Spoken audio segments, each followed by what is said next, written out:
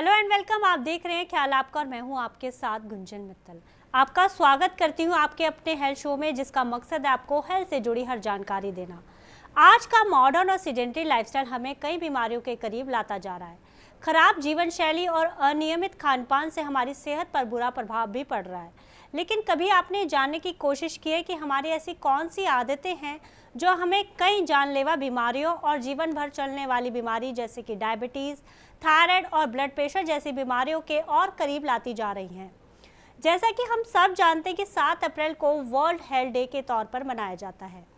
इस दिन का मुख्य उद्देश्य विश्व में स्वास्थ्य समस्याओं पर नज़र रखना और उसके निवारण में मदद करना है। आज वर्ल्ड हेल्थ डे के मौके पर हमारे एक्सपर्ट आपको बताएंगे कि सेहतमंद रहने के लिए हमें अपनी कौन सी आदतों में बदलाव करने की ज़रूरत है और स्वस्थ रहने के लिए एक अच्छी जीवन शैली कैसे अपनाएं।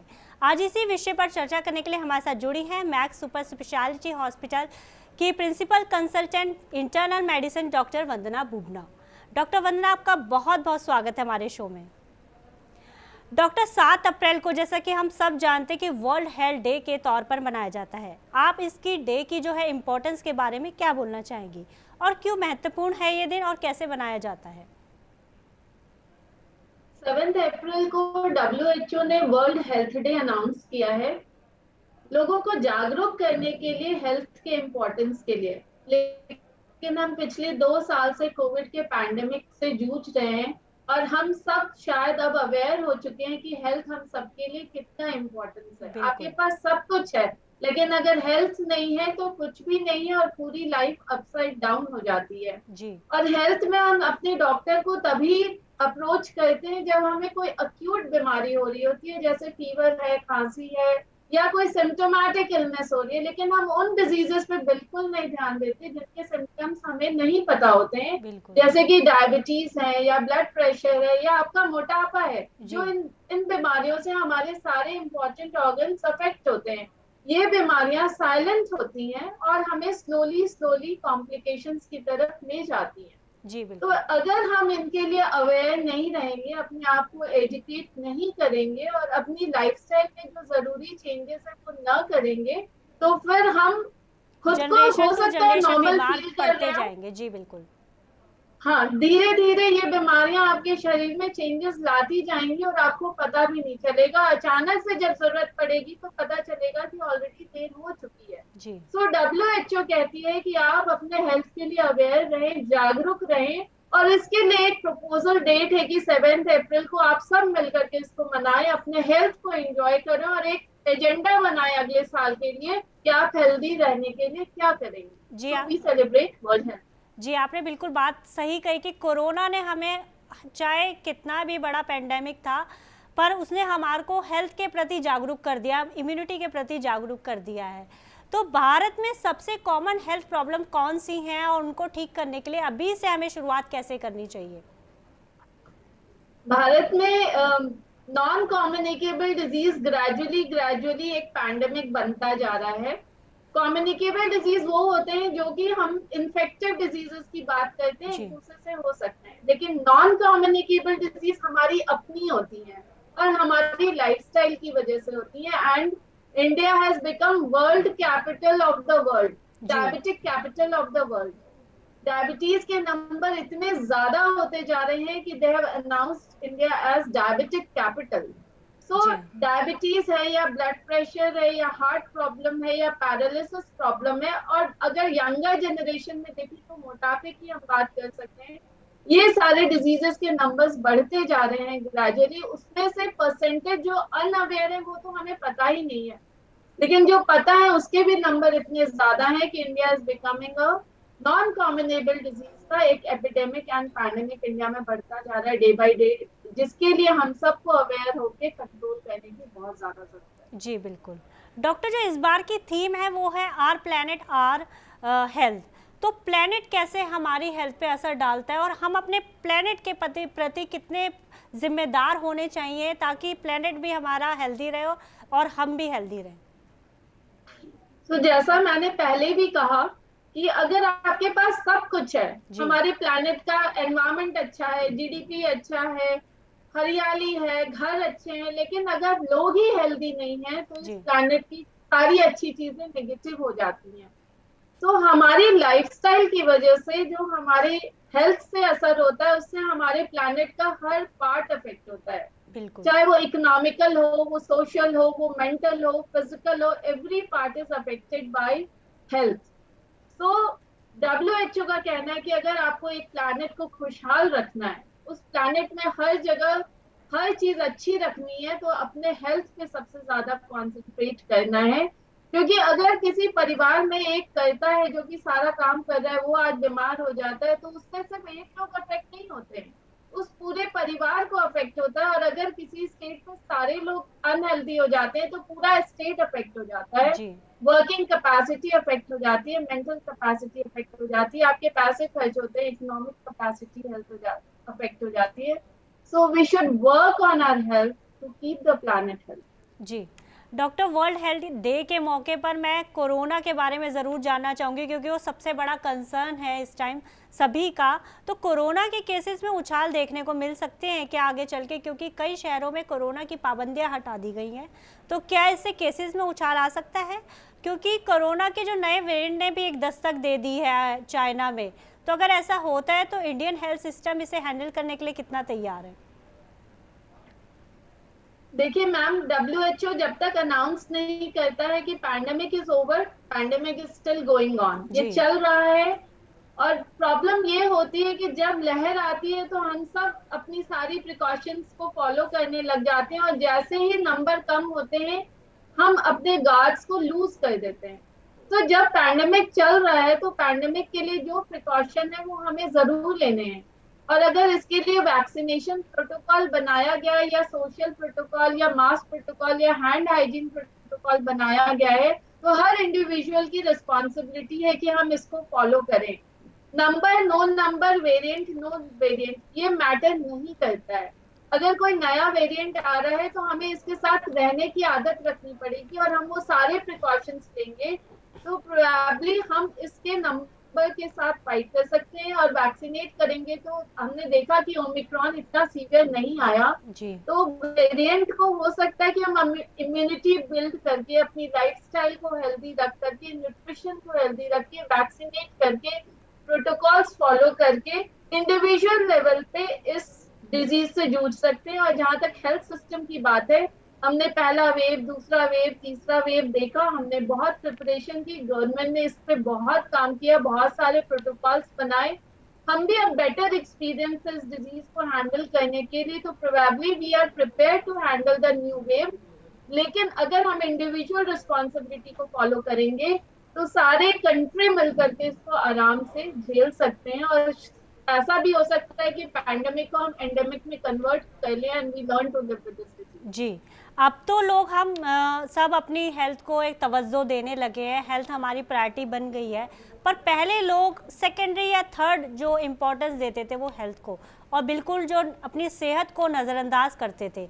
लेकिन आप कुछ कोई ऐसे लक्षण या सिम्टम्स बताना चाहेंगी जिन्हें हमें बिल्कुल भी नज़रअंदाज नहीं करने चाहिए, जो वो वार्निंग साइंस कौन से जो बिल्कुल भी हमें भूल के भी नज़रअंदाज नहीं करने चाहिए?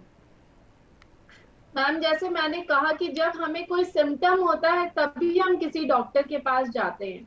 मान लीजिए किसी को फीवर हो रहा है, या लूज मोशन हो रहा है, या कॉफ हो रहा है, तभी वो किसी डॉक्टर के पास जाते हैं। लेकिन मेरी रिक्वेस्ट जरूर है कि इंडिया में ओवर द काउंटर मेडिकेशन की या सेल्फ मेडिकेशन की बहुत प्रैक्टिस है, इसको आप बिल्कुल भी ना करें। इन सिम्टम्स के अलावा अगर आप हमारी एज के हिसाब से, हमारी जीन्स के हिसाब से, हमारे जेंडर के हिसाब से, हमारी फैमिली हिस्ट्री के हिसाब से, सबके अपने अपने रिस्क फैक्टर्स होते हैं। जी। जी। सपोजिटली मेरी फैमिली में मेरे पेरेंट्स डायबिटिक हैं, तो मेरे में डायबिटीज रिस्क ज्यादा है। सिमिलरली अगर मेरी सेडेंट्री लाइफस्टाइल है, मेरा वेट ज्यादा है, तो मेरे में इन डिजीजेस का रिस्क ज्यादा है। मेरी फैमिली हिस्ट्री हार्ट डिजीज की है, या मुझे कोई अंडरलाइन डायबिटीज, ब्लड प्रेशर है, तो मेरे में हार्ट रिस्क ज्यादा है। तो आप अपना फैमिली फिजिशियन बनाएं, अपना एक रेगुलर स्क्रीनिंग कराएं, अपने रिस्क फैक्टर को इवैल्यूएट कराएं, और उससे रिलेटेड, मान लीजिए आपको डायबिटीज रिस्क है, अचानक से आपको लग रहा है कमजोरी हो रही है, थकन हो रही है, काम करने का मन नहीं कर रहा, प्यास ज्यादा लग रही है, पेशाब बार बार आ रहा है, या आपको अचानक से चक्कर आ रहा है, सीवियर हेडेक हो रहा है, तो आपको शुगर या बीपी हो सकता है। जी आपको चलने में घबराहट हो रही है या चेस्ट पेन हो रहा है, बैठने में आराम हो रहा है, तो आपको हार्ट प्रॉब्लम्स हो सकती है। जी तो अगर ऐसा कोई भी सिम्टम आपको जो रूटीन से नया डेवलप होता है, या रात में नींद खुल गई, अचानक से आपको घबराहट होने लग गई, सांस फूलने लग गई, लेट रहे हो तो सांस फूल रही है, बैठ रहे हो तो आराम आ रहा है, इस तरह के कोई भी सिम्टम है, सपोजिटली ज्यादा से ज्यादा क्या होगा, आपको डिजीज नहीं निकलेगी। हम्म लेकिन ऐसा तो नहीं है ना कि अगर आप डॉक्टर के पास विजिट करो और डिजीज हो तो डायग्नोस हो जाएगा, नहीं विजिट करोगे नहीं निकलेगी, नहीं जी होगा। पर आप अपने रिस्क फैक्टर से अवेयर होंगे, उसके लिए जो रिक्वायर्ड चेंजेस होंगे वो अपने लाइफस्टाइल में जरूर करेंगे, और फ्यूचर में इन डिजीजेस को आप पोस्टपोन कर सकते हो, प्रिवेंट कर सकते हो, इनकी कॉम्प्लिकेशंस को नहीं आने दे सकते हो, और यू विल लिव, क्योंकि इंडिया में लाइफ लंबी होती जा रही है, तो हमें उसको क्वालिटी से भी स्पेंड करना है, जी सिर्फ क्वांटिटी नहीं होनी चाहिए, हेल्दी लाइफ भी होनी चाहिए।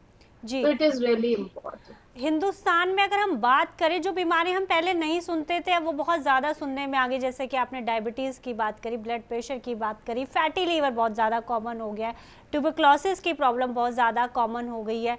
तो ये जो बीमारियां हैं इनके बढ़ने की वजह क्या है हमारे हिंदुस्तान में? क्या सिर्फ एक लाइफस्टाइल ही है या और कौन कौन से फैक्टर्स हैं जो इन बीमारियों को और ज़्यादा बढ़ा रहे हैं?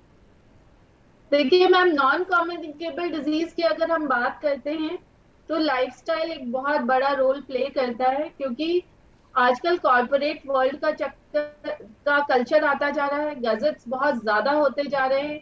जो बच्चे पहले आउटडोर गेम्स खेलते थे या जो हेल्दी घर का खाना खा रहे होते थे, आजकल जंक फूड का चलन है, ऑल द टाइम टीवी या गैजेट्स के सामने बैठने का चलन है। कॉर्पोरेट कल्चर है जहाँ पे रैट रेस में लोग स्ट्रेसफुल लाइफ स्पेंड कर रहे हैं, उनके जी पास अपने पर्सनल हेल्थ पे ध्यान देने के लिए बिल्कुल समय नहीं है, जी स्लीप आवर्स लोगों के कम होते जा रहे हैं। सो इन वजह से लोगों का स्ट्रेस फैक्टर या लोगों का जो टाइम बाउंड है वो अपने हेल्थ के लिए नहीं है। बच्चे भी काउच पोटैटो ज्यादा होते जा रहे हैं, उनमें ओबेसिटी बढ़ती जा रही है। सो लोगों को जब भी आप सब बात करो कि आप अपना एक रूटीन चेकअप या स्क्रीनिंग क्यों नहीं कराते, तो एक ही आंसर आता है, हमारे पास टाइम नहीं है। जी सो हेल्थ को अगर हम प्रायोरिटी नहीं देते हैं तो धीरे धीरे रिस्क फैक्टर्स हमारे बढ़ते चले जाते हैं, और इस वजह से ये डिजीजेस जनरली बढ़ती चली जा रही है। दूसरा, सोशियो इकोनॉमिक कंडीशन भी जो है, अगर स्ट्राटा देखेंगे तो 80% of India is in the rural population, तो वहां पे उनकी हेल्थ अवेयरनेस, हेल्थ एजुकेशन जो है वो कंपैरेटिवली कम है। इस वजह से ऐसा नहीं है कि हर डिजीज बढ़ती जा रही है, बहुत सी डिजीजेस को हमने टैकल भी किया है। पोलियो भी हमारे जैसे बहुत सारे जो डिजीजेस एंडेमिक थे वो खत्म भी होते जा रहे हैं, पर जी yes like non communicable disease बढ़ता चला जा रहा है, इन्फेक्टिव इलनेस के नंबर में कंपैरेटिवली कमी आई है। जी सो हम इंडिविजुअल रिस्पॉन्सिबिलिटी और सोशल रिस्पॉन्सिबिलिटी लेंगे तो ये डिजीजेस कंपैरेटिवली कम हो सकती है। जी डॉक्टर, ये भी बताइए कि फिजिकल इलनेसेस की तो हमने बात कर ली, इस टाइम मेंटल इलनेस बहुत ज़्यादा बढ़ती जा रही है, जैसे कि आपने कहा स्ट्रेस लेवल लोगों का बढ़ता जा रहा है, ये विशेष सर्कल चलता जा रहा है कि स्ट्रेस होता है, फिर आपको बीपी होता है, ब्लड प्रेशर और डायबिटीज़ होता है, फिर आपको उससे स्ट्रेस होता है, तो विशेष सर्कल चलता जा रहा है। तो मेंटल हेल्थ पे कंट्रोल करना कितना ज़रूरी है? गुंजन, आपका ये सवाल बहुत ज्यादा रेलेवेंट है, क्योंकि कोविड पैंडेमिक में भी हमने देखा कि आइसोलेशन की वजह से, डिजीज फेयर की वजह से, डिजीज के लोगों के इतना लॉस होने की वजह से लोगों का मेंटल लेवल बहुत ज्यादा अफेक्ट हुआ। पूरी पूरी फैमिली, कई लोगों में ऐसा भी हुआ कि बहुत सारे फैमिली मेंबर्स थे जो कि बहुत लंबे समय तक बीमार थे, या they lost their family members. तो न सिर्फ डिजीज बल्कि जो केयर गिवर्स थे, इवन जो डॉक्टर्स थे, फ्रंट लाइन वर्कर्स थे, सबको एक लंबे स्ट्रेसफुल पीरियड से गुजरना पड़ा। तो ये जो मेंटल हेल्थ होता है, इसकी वजह से आपकी बॉडी में बहुत हार्मोनल चेंजेस आते हैं। आपका ईटिंग पैटर्न है या आपका जो अंदर से खुश होने का जो तरीका है या काम करने मन का, वो सारी चीजें अफेक्ट हो जाती है, तो आप अपने आप पे फोकस नहीं कर पाते, जी और उसकी वजह से, उस स्ट्रेस की वजह से अंडरलाइन जो सारी डिजीजेस में देखा गया है कि वो बढ़ती चली जाती हैं। और एक विशियस साइकिल, जैसे आपने बोला कि अगर हम स्लीप नहीं ले रहे हैं, अगर हम काम ढंग से नहीं कर रहे हैं, हम एक्सरसाइज नहीं कर रहे हैं, तो अगेन रिस्क फैक्टर्स बढ़ते जाते हैं। जी और अपने स्ट्रेस को रिकग्नाइज करना और फॉरवर्ड आके इस पे डिस्कशन करना या इसको ट्रीटमेंट लेना बहुत कम लोग करते हैं। जी। So they continue to have this stressful life और इसके लिए अपने किसी डॉक्टर को या काउंसलर को वो कंसल्ट नहीं करते हैं। तो मेंटल हेल्थ अवेयरनेस के लिए बहुत ज्यादा सबको जागरूक होने की जरूरत है।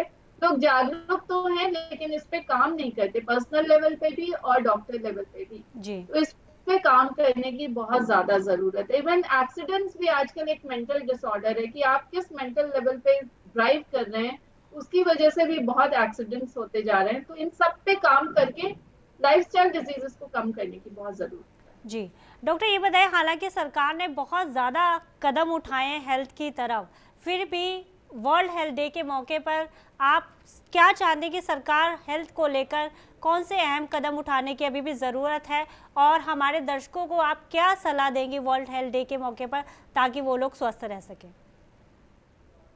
गवर्नमेंट ने पब्लिक हेल्थ के लिए बहुत काम किया है। कोविड पैंडेमिक उसका बहुत बड़ा उदाहरण है। इंडिया ने अपनी वैक्सीन बनाई, लोगों को फ्री वैक्सीन लगाई और उनका एक प्रोटोकॉल कंटिन्यूअसली चल रहा है। अभी पिछले दिनों ही मैं अपना बूस्टर लगवाने गई तो वहां पे वो कंटिन्यूअस कॉल कर रहे थे लोगों को कि आप आइए, आपकी वैक्सीन ड्यू है। तो गवर्नमेंट की तरफ से बहुत काम तो हो रहा है, लेकिन इंडिया में आउट ऑफ पॉकेट एक्सपेंडिचर बहुत ज्यादा है। तो पब्लिक प्राइवेट पार्टनरशिप होने की बहुत ज्यादा जरूरत है। दूसरा, प्राइमरी हेल्थ केयर जो है इंडिया में, उसको और स्ट्रेंथन करने की जरूरत है कि सेकेंडरी टर्शियरी लेवल की जरूरत ना पड़े। आप अपने प्राइमरी फिजिशियन के पास ही जाकर के 80% अपनी प्रॉब्लम्स को सॉर्ट आउट कर सकते हैं। साथ में अवेयरनेस कैंप्स की बहुत जरूरत है ताकि लोगों को हम एडुकेट कर सकें अपने हेल्थ के लिए। और अगर प्राइमरी केयर स्ट्रेंथन होएगा तो फिर कॉम्प्लिकेशंस और ये डिजीजेस इतने नंबर में नहीं रहेंगी। तो अपने पीएचसी लेवल पे हमें हेल्थ को स्ट्रेंथन करने की जरूरत है। सो अगर हम पब्लिक की बात करें कि उनको अपने हेल्थ के लिए क्या करने की जरूरत है, तो जो रोड टू हेल्थ है वो बहुत सिंपल है। बहुत सिंपल अपने लाइफ में अगर लाइफस्टाइल में हम चेंजेस करेंगे तो डिजीजेस हमारी तरफ कम आएंगी। उस लाइफस्टाइल चेंजेस में 8 से जो आपका स्लीप है वो स्लीप हाइजीन फॉलो होना चाहिए कि हम अपने गैजेट्स आधा घंटा पहले बंद करें, प्लेजेंट एनवायरनमेंट में प्लेजेंट थॉट के साथ सोएं और 6 घंटे की क्वालिटी ऑफ स्लीप होनी चाहिए। न्यूट्रिशन और हाइड्रेशन पे जरूर काम करना चाहिए। 8 से 10 ग्लास पानी जरूर पिए, आजकल समर सीजन भी है। अगर आपको जंक फूड खाना है तो वीक में आप डे फिक्स करें, बाकी के दिनों में हेल्दी न्यूट्रिशन पे ध्यान दें। उसमें फ्रूट्स, वेजिटेबल्स, इनका इंटेक ज्यादा होना चाहिए। साथ में आप जब भी कोई भी फिजिकल एक्टिविटी करें तो 150 मिनट पर वीक होना चाहिए, जिसमें कि 30 मिनट्स पर डे, जो कि ज्यादा नहीं है। आप अपने बिजी शेड्यूल से एटलीस्ट 30 मिनट्स निकाल करके कोई भी फिजिकल एक्टिविटी, चाहे वो स्विमिंग हो, चाहे वो एरोबिक्स हो, चाहे वो योगा हो, जरूर करें। फिजिकल एक्सरसाइज आपकी बॉडी से डिजीज को कंपैरेटिवली कम करता है। खुश रहें, अपने मेंटल हेल्थ पे काम करें, डी स्ट्रेस करें। कोई हॉबी रहे तो उसको जरूर परस्यू करें। अगर आपको बुक पढ़ने का शौक है आप वो करें, आपको म्यूजिक प्ले करने का शौक है आप वो करें। किसी भी तरह से डी स्ट्रेस करें। अगर आपको काम में ही स्ट्रेस बस्टर है तो आप काम करें। साथ में अपने फिजिशियन को जरूर 6 महीने में एक बार विजिट करें, अपना रेगुलर चेकअप कराएं। We will all be healthy and we will enjoy life. Okay doctor, आपका बहुत बहुत शुक्रिया हमारे साथ जुड़ने के लिए और हमारे तमाम सवालों के जवाब देने के लिए। Thank you so much. धन्यवाद मुझे इस शो पे बुलाने के लिए। Thank you so much. तो जैसा कि डॉक्टर ने भी कहा, स्वस्थ रहने के लिए अच्छी जीवन शैली अपनाएं, तनाव को अपने से दूर रखें, अपने खाने पीने का खास तौर पर ख्याल रखें। अब हमें दीजिए इजाज़त, हम कल फिर हाजिर होंगे हेल्थ से जुड़ी नई जानकारी के साथ। तब तक आप अपना और अपनों का ध्यान रखिए। चलते चलते हम आपको बताना चाहते हैं TV9 डिजिटल के न्यू इनिशिएटिव TV9 वैन के बारे में। आखिर क्या इनिशिएटिव, आइए देखते हैं इस छोटी सी वीडियो में। Today, doctors are busier than ever providing care and advice to patients. And the reality is that an average patient now spends much more time in the waiting room than in the doctor's chamber. With such a captive audience, it's time to put their wait time to good use. Introducing TV9 Waiting Area Network that provides premium patient engagement experience through engaging and informative videos. These videos are created keeping in mind an Indian patient seeking medical attention. TV9 Waiting Area Network provides a perfect platform for educating the patients on everything a doctor's practice has to offer while elevating the doctor's brand at the same time. As a doctor, all you need is to have Wi-Fi at your clinic and we'll take care of the rest. We provide you with a TV, a media player, your clinic profile, and a playlist customized as per your practice. Combine all this with the regular news updates from TV9 and you have an awesome branding and marketing tool for your clinic. Write to us at wan@tv9.com and we'll get in touch with you to set up our solution at your premises.